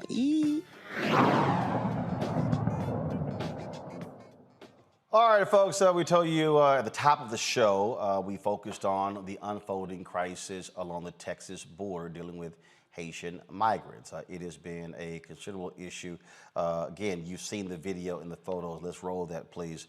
If you have not, it is an unfolding crisis where the United States is actually sending folks back, thousands back. And what was interesting here, you've got folks like conservative Dana Lash, who's calling people saying it's dumb because those are not whips, those are reins. Oh, really, Dana? That's the sword you're going to fall on. That what we're seeing are not whips, they're reins. So you're defending the swinging of horse reins operating as whips. Yeah, I gotcha. Joining us right now is Nana Jumpi, Executive Director for the Black Alliance for Just Immigration. Glad to have you here. And I was talking earlier, and I was calling some folks out. I was calling some folks out because, you know, you got these FBA, ADOS, B1 folk, all these people, and many of them were criticizing me because my maternal grandfather's ancestors migrated from Haiti in the 1800s. You ain't really ADOS. You ain't an American descendant, as if they just forgot about my mama's mama line and my daddy's mama and daddy line. And I said this here because there's a lot of black people, and I've dealt with them over the last more than a decade, who are virally anti-immigration, who now are expressing outrage. And so I raised the question, are you expressing outrage at the treatment of the Haitians in terms about the Border Patrol, or do you actually have care and compassion and want them to have opportunity to seek asylum? And I think it's important for us to make that distinction because some folks operating right now are being real frauds and hypocrites with what was happening because they are ardent opponents of immigration. And I kept saying, but you better not forget the black folks who are also immigrating to the United States. Absolutely, and thank you for having me on the show, Roland. You know, this has always been a debate. I think the debate has gotten worse over the years. I was born in this country. My parents come from Ghana, but like a Toyota made in Kansas. That is still where I'm from. But, you know, I've been here my entire life. And I've grown up with this debate about, are you really black? Do you have to have family here, multi-generations in order to be black?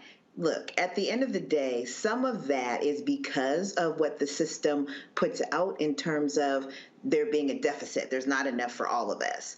We know that when black people succeed in certain spaces, we're all happy that those black people succeed.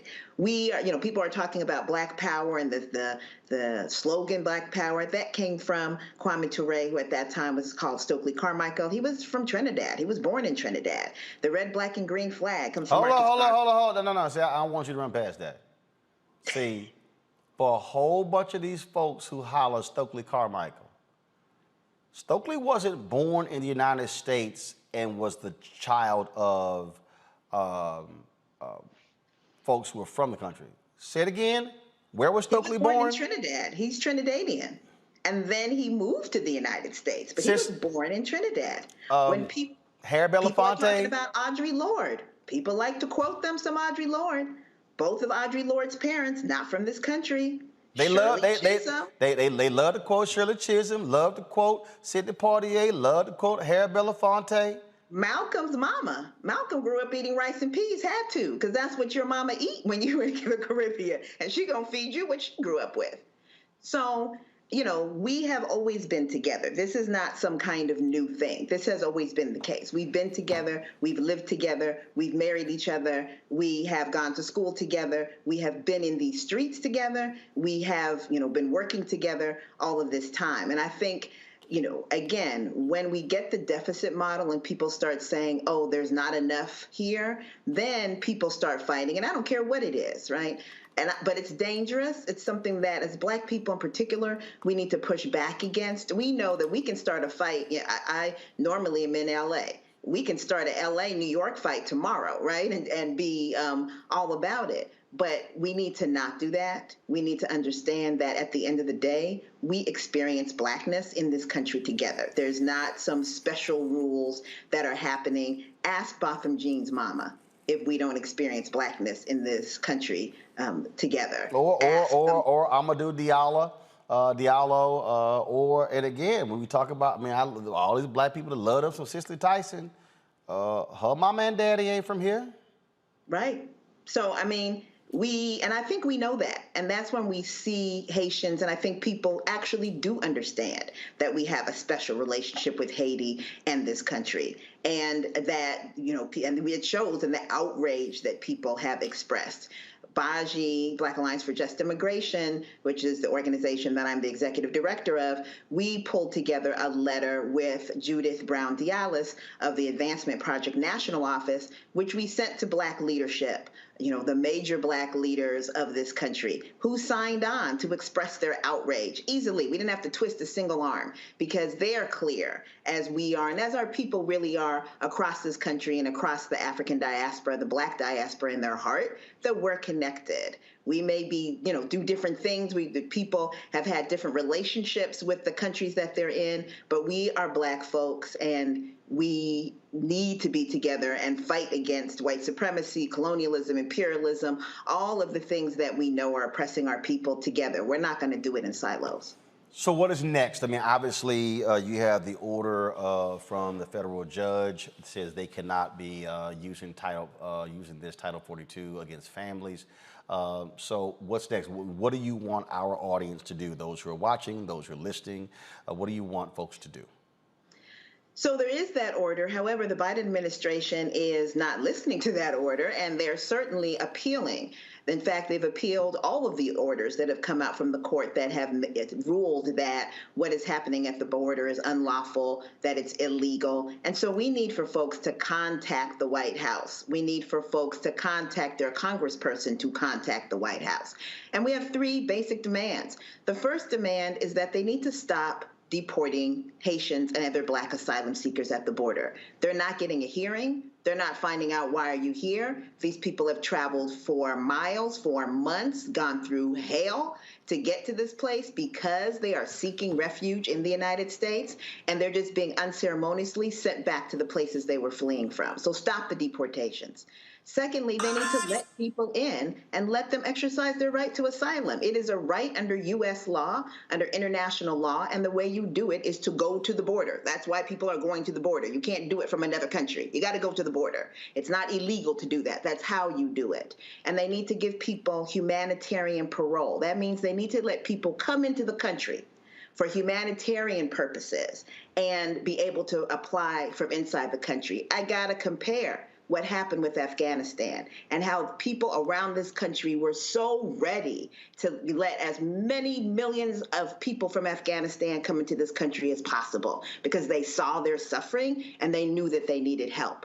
What do Haitians and Black people have to do for people to show us that kind of compassion?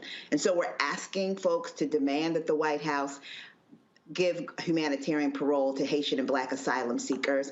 And then thirdly, we need for there to be a complete reversal of Title 42 and all of the other policies that are holding people back, because that ruling is about families. But there are people coming that are single people, that are not families. There are pregnant mothers that are coming by themselves.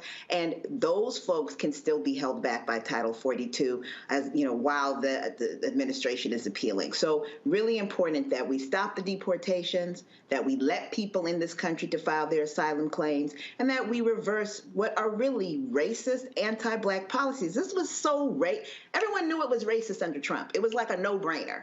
And now suddenly under the Biden administration, people are confused about whether this is racist or not. And if you were confused, look back at those photos of those cowboys called Customs and Border Patrol with those horse reins called whips when they hit you across the face and the back, rounding up people and scattering Black people from a place that they've come to for refuge. Look at that and tell me that this is not a racist anti-Black policy. There's 100,000 undocumented Irish in this country. You think they would face this? We know what the reason is, that this is considered acceptable. And it's because of that these are Black people. That's why it's considered acceptable. But we're saying it's not acceptable and that folks should push back. If you go to our website, baji.org, BAJI.org, if you go follow us on Twitter at Baji Tweet, you can follow us on Instagram at InstaBaji. You'll be able to get a hold of our toolkit, which gives you information on what you can do next, how you can help, as well as following, you know, what's going on. Because what we're hearing now is that they're letting certain groups like families in, but other groups they're not letting in. And then when they let you in, there's no place for you to be. So now people are sleeping on the ground, on the concrete, on the asphalt, at gas stations. Buses stop running at 5 o'clock. The government's not doing anything to help people get anywhere. So they're creating a humanitarian crisis on both sides of the border because they just don't give a damn. And we need to make them understand they got to care. All right. Nana Junthi, I really appreciate it. Thanks a lot. Thank you. Appreciate you. Thank you very much. All right, folks. Y'all know what time it is. No charcoal grills are allowed. I'm white. I got you, Carl. Illegally selling water without a permit on my property. Whoa! Hey! You don't live here. I'm uncomfortable. Well, let's go to Austin, Texas, where Cara Bell interrupted the Austin, Texas board meeting to request the book Out of Darkness, written by Ashley Hope Perez. She wants it removed from her daughter's middle school. The book chronicles a love affair between an African-American boy and a Mexican-American girl in 1937. School officials have removed the book from all libraries in the district. But y'all just watch this. Cara Bell and then Marge Stone. All right, well, I'm just thankful that y'all don't have the ability to make a mask mandate. And tonight I was going to talk about the need for a second high school, but I was sidetracked by, for the boys, pussy or the idea of pussy or the idea of pussy. A Mexican is a Mexican is a Mexican. Take her out back, we boys figured, then hand on the titties. Put it in her coin box, put it in her cornhole, grab a hold of that braid, rub that calico. You can find that on page 39 of the book called Out of Darkness, which you can find at Hudson Bend Middle School and Bee Cave Middle School. All right, not gonna lie, I had to Google cornhole because I have the game in the back of my yard, but according to Wikipedia, cornhole is a sexualist slang vulgarism for anus. The term came into the use in the 1910s in the United States as verb form to cornhole, which came into usage in the 1930s, means to have anal sex. I do not want my children to learn about anal sex in middle school. I have never had anal sex. I don't want to have anal sex. I don't want my kids having anal sex. I want you to start focusing on education and not public health. Stone, you're on. Officials, you are supposed to be educating our children, not teach them about anal sex. Thank you, Ms. Bell.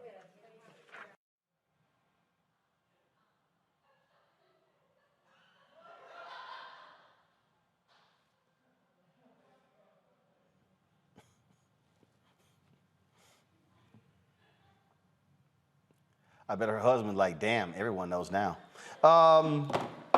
Anybody want that one? I mean, the state of Texas has been in the news for all the wrong reasons. I mean, dang, it's impossible to cover everything Texas has. It's, it's starting to rival Florida. And no, Florida's still crazy. It's a little hard to rival Florida. Go ahead, Therese. Yeah, I mean, Texas really does take the cake. I think there's some very interesting. I mean, she has an interesting point, but again, it's always about the forum that you want to present it in. And I still think health education is an important educational curriculum. I think if we've had more health conversations with students earlier, we'll probably see a decrease in some of the decisions that are being made today that are affecting our economy. Go ahead, Mustafa. Deep in the heart of Texas, I mean, I don't know what else you say. You got a whole lot of special folks who they just want to perform, and they want out of their performance. They want to just, instead of finding solutions and having the right conversations, as was said, with the right folks, to be able to get resolution to whatever it is that you might find to be causing harm, they want to perform, and they want to be seen, and that shows that you don't really care about making change happen. You want to try and just create these chaotic situations. So, the craziness that is, Texas, Florida, but it's in all kinds of locations across our country. And we got to stop this mess. We got serious issues that we need to be focused upon, and we use up all this energy on this type of stuff instead of focusing on the real problems that exist inside of our country and the sets of opportunities. Half the time we can't get to those because we got these folks who just want to perform. Well, we have another. No charcoal grills are allowed. I'm white. I got you, Carl. Yeah, illegally selling water without a permit On my property. Whoa! Hey! You don't live here. I'm uncomfortable. So, an Oregon school worker gets suspended for up to a week for coming to work in blackface. A Newburgh School District staff member painted her face with iodine. Why? To represent Rosa Parks, to protest the school district's vaccine mandate. I wish we had her picture. The employee was sent home and placed on administrative leave. The Newburgh School District released the following statement. Friday, one of our employees reported to work in blackface. The employee was removed from the location, and HR has placed the employee on administrative leave. The administration of Newburgh Public School condemns all expressions of racism. It's important to remember how blackface has been used to misrepresent black communities and do harm. We acknowledge the violence this represents and the trauma it evokes, regardless of intention. The superintendent of the school district, Dr. Joe Morlock, I am horrified, angry, and ashamed that this happened, as is nearly every other staff member. The students of color in Newburgh deserve so much more. This goes against everything I and the vast majority of NSD staff believe and is unfathomably offensive. Now, this is not the first racially motivated incident in the school district this year. A student used Snapchat to host a slave trade. Here's what I think interesting. No, put the superintendent's statement back up. He said, the students of color in Newburgh deserve so much more. So do the white folks. They do as well. See, what you have here is you got these crazy ass, and I'm gonna say these crazy ass white folks around the country who are saying what's requiring vaccines, it's like segregation. In fact, I remember we're done with the statement, y'all. Thank you, we're done. Okay, we take it off. I remember somebody had a photo where they try to use colored water fountains by saying vaccine, no vaccine. I don't think these people really understand what Jim Crow was all about. These folks, Brianna, out their damn mind. Teacher really not know that blackface wasn't acceptable in 2021? Maybe she's a Megyn Kelly fan.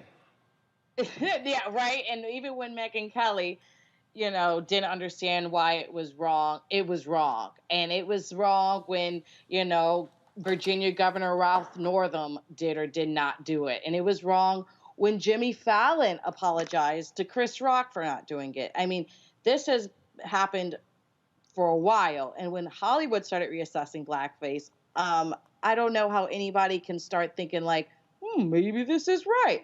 So, I mean, it's been wrong. And I'm not surprised that someone who doesn't want to get vaccinated is also racist, because it comes down from not being properly educated. And it's really sad that this is in the school system. That's why America is not progressing, is because the people who are supposed to be teaching our kids and so forth think this is all right. Mustafa? Well, first of all, why is it that Dr. Morlock, and maybe there's still a process they have to go through, why is this individual who is representing, who works inside of the school system, inside of the educational system, still have a job? Because the trauma that they created has ripples. As you said before, it's the students of color who feel those ripples of trauma. It is also white students also who in many instances are now beginning to analyze past behaviors and present sets of behaviors. So there are all these different impacts that this individual has created and has done with intentionality. They made a choice to actually go and place the substance on their face and to go into a public setting and to think that that was okay. So there's no reason for them, because they made an informed decision. It wasn't like they were walking, fell down, something got on their face, and they didn't know it was on there, and then they were walking around, in public with these types of things. We have to stop making excuses for folks and stop allowing individuals to put trauma on all kinds of different folks. So if you want to act up, if you want to, you want to express yourself in certain ways, then understand that there are repercussions for that. And one of those repercussions might be that you no longer have a job. Teresa? Yeah, I agree. I agree with Mustafa. The Stop Excuses campaign needs to start and stop, not only in the education institution, but again, how we govern each other in public places and in the boardroom. So I think there has been a lot of intentional, and I don't think anybody just wakes up and want to put the blackface on. But again, we're not sure what the mindset of some of these individuals are when they say they care about the students, when they say they care about individuals or people or Americans, but yet they do these things that try to divide us. And so it's really not only interesting, but it's also horrific as we talk about what the educational system looks like in American history, because again, these are people that are in leadership. And so it really is up to us and start to, understand that Black mediums do matter. Black literature does matter, and your history does matter, so we can also just find the guiding light in all this mess. Absolutely. All right, folks, some sad news. She helped make Lady Marmalade a hit, was part of the 1970s group LaBelle. Sarah Dash, Patti LaBelle, and Nona Hendrix released their debut album, LaBelle, in 1971.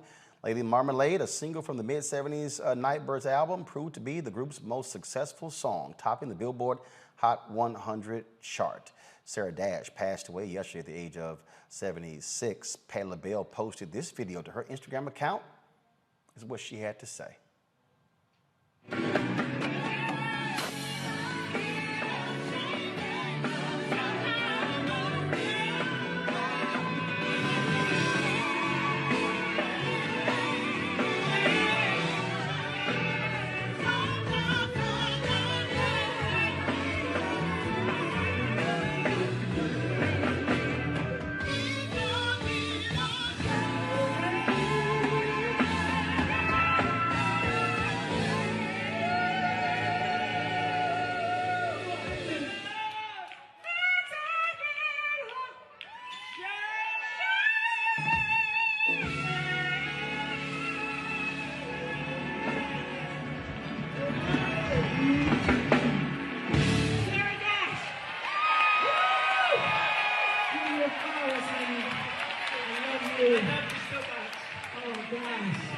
Patti LaBelle wrote, "We were just on stage together on Saturday, and it was such a powerful and special moment. Sarah Dash was an awesomely talented, beautiful, and loving soul who blessed my life and the lives of so many others in more ways than I can say."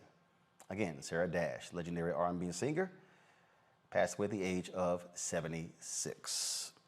Man, wow, just on stage on Saturday. And so certainly prayers go out to her and her family.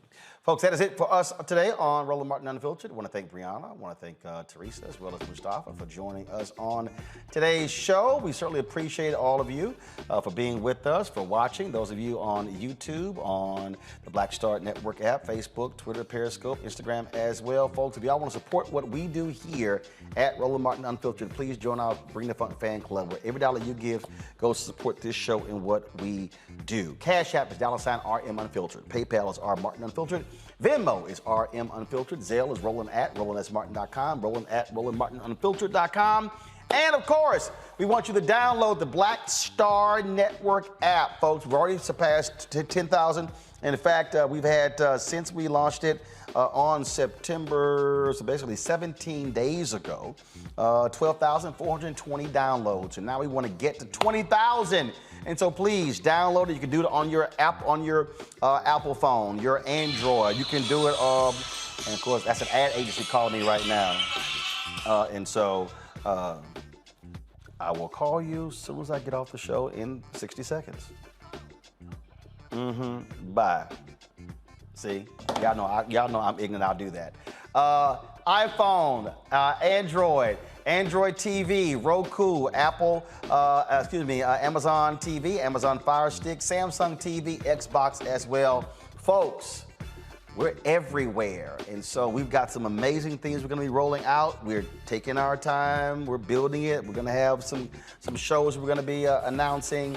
We just got to put all the pieces in place. We're almost done with our studio here as well. And so I can't wait to unveil it. And I am hoping I will be able to unveil it on Monday. And so Tuesday at the latest. So that's what we're working on right now. And so we appreciate all that you do. Thank you for support. Thank you for watching the show. Y'all know we are sitting here building something phenomenal. And if you got folks out here who love running their mouths, and let me tell y'all something, you're going to have haters out here, and they going to say whatever. Like I got all these old ignorant people on social media saying, when you going to talk about what's happening with Haiti? You're actually telling on yourself because you don't watch the show.